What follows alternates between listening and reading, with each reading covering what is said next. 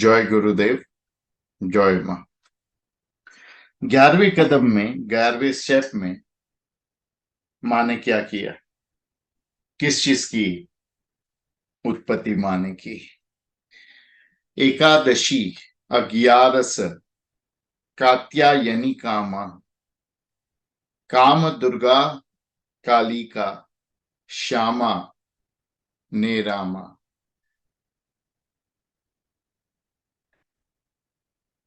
सो 11वीं तिथि में माँ ने कात्यायनी का स्वरूप लिया।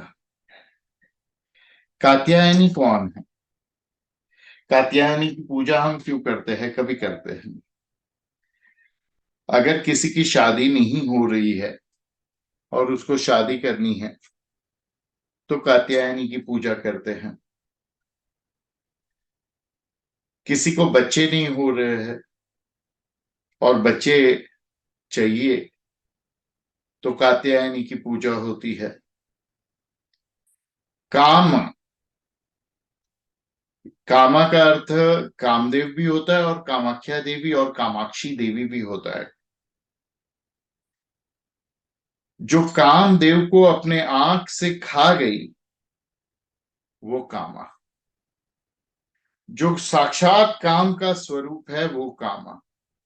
जो त्रिपुरा सुंदरी है, जो स्वयं राधा के शरीर से प्रकट हुई है, वो कामा।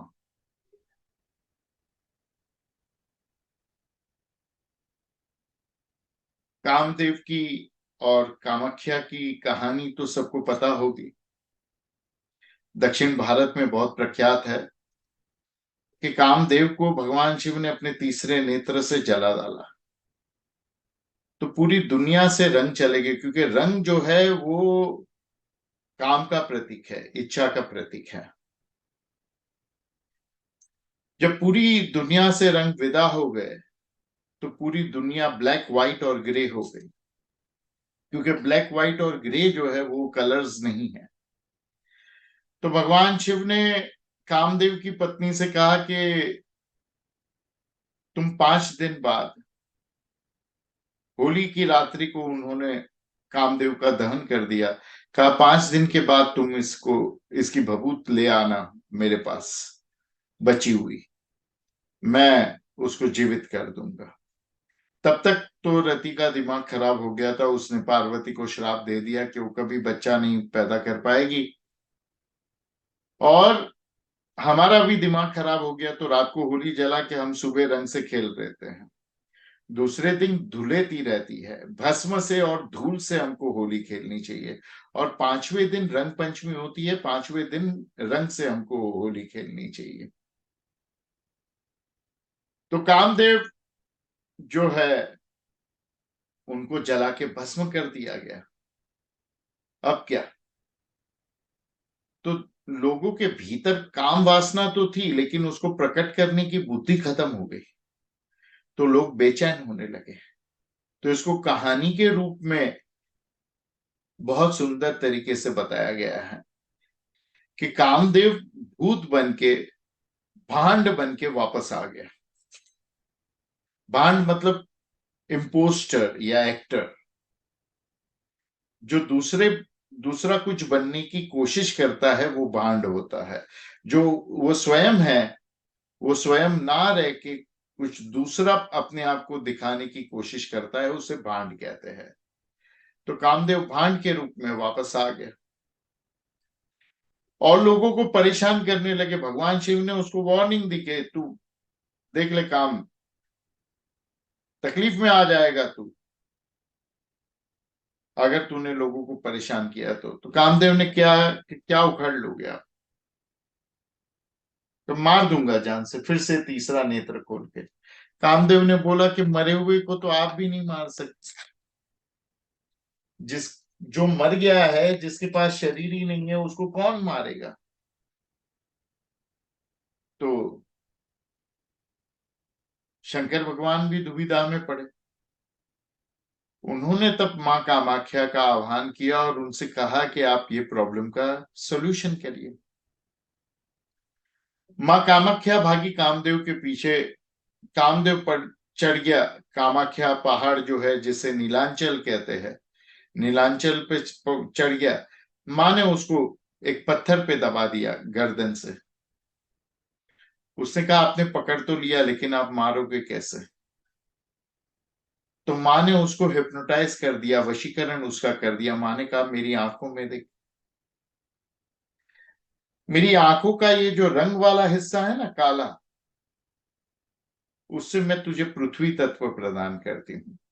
मेरी आंखों में जो मूवमेंट्स है ना, उससे मैं तुझे वायु तत्व, जो जल है मेरी आंखों में, उससे मैं तुझे आप तत्व, जल तत्व प्रदान करती हूँ। जो चमक है, उससे मैं तुझे तेज तत्व प्रदान करती हूँ। और जो गहराई है मेरे आंखों की, उससे मैं तुझे आकाश तत्व प्रदान करती हूँ। जब ये सारे तत्व प्राप्त हो गए, 5 महाभूत प्राप्त हो गए, तो कामदेव को शरीर मिल गया। फिर माँ ने मार डाला। बोला और परेशान कर अब लोगों को, फिर से जिंदा करूंगी, फिर मारूंगी। जितनी बार जिंदा होगा, जितनी बार मेरे भक्तों को तू परेशान करेगा, मेरे बच्चों को, उतनी बार तेरी मैं हत्या कर दूंगी, तुझे फिर से जीवित करके। चुपचाप 5 दिन तक शांत रहना, और 5 दिन के बाद तेरी पत्नी भस्म लेकर जाएगी, भगवान शिव तुझे जीवित करेंगे। अपना ये नाटक, अपना भांडगिरी बंद कर। तो जो काम को अपनी आंखों से खा गई, वो काम आंख ख्या, काम से आंखों को खा जाने वाली कामाख्या। काम दुर्गा, एकादशी 11 कात्यायनी कामा काम दुर्गा,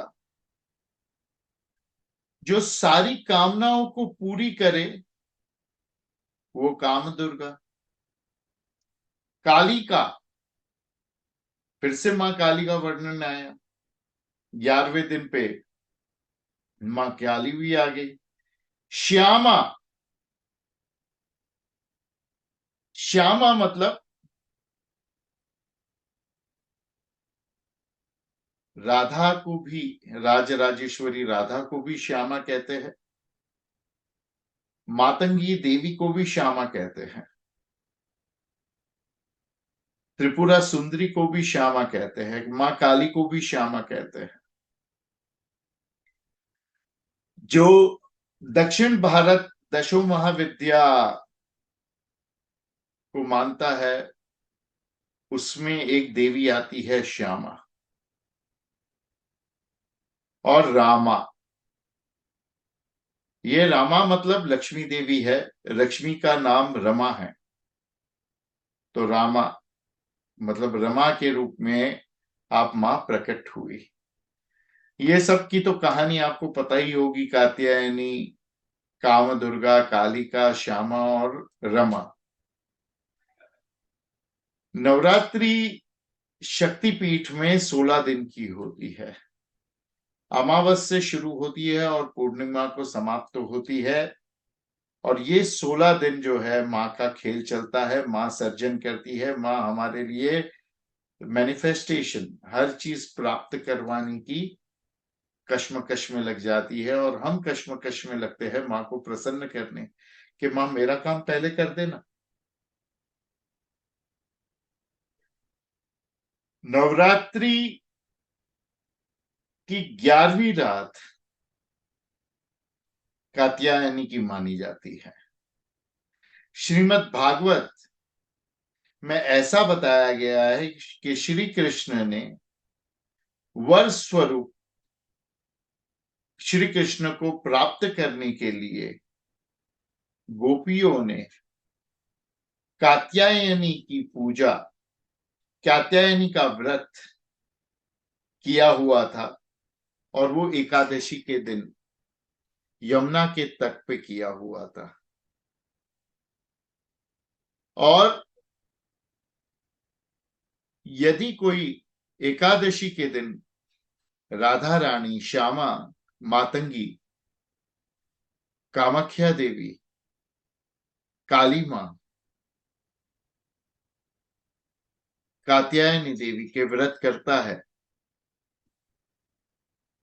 तो उसकी मनोकामना अवश्य पूरी होती है। किसी भी पवित्र नदी के स्थल पर या समुद्र के स्थल पर जाकर अगर करे तो उसके अत्यधिक लाभ होते हैं।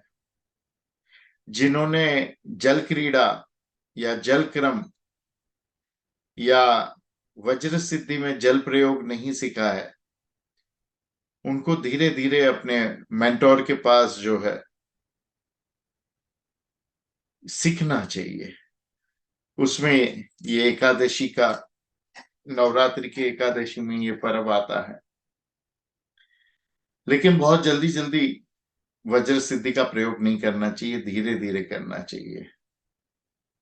बहुत फास्ट करेंगे तो फंस जाएंगे। तो काम, दुर्गा, काली का, कात्यायनी, ये सब देवी की उपासना एकादशी को करनी है। और इसी वजह से हमारी आश्रम की जो देवी है उसका भी दिन एकादशी है। हमने पदयात्रा रखी थी, अगले साल फिर रखेंगे। चुकना नहीं चाहिए। अगले साल हमारी कोशिश रहेगी कि ठंडी के मौसम में जो एकादशी आएगी उस दिन रखे। मैंने पूछा मां से कि कभी रखे आपकी यात्रा,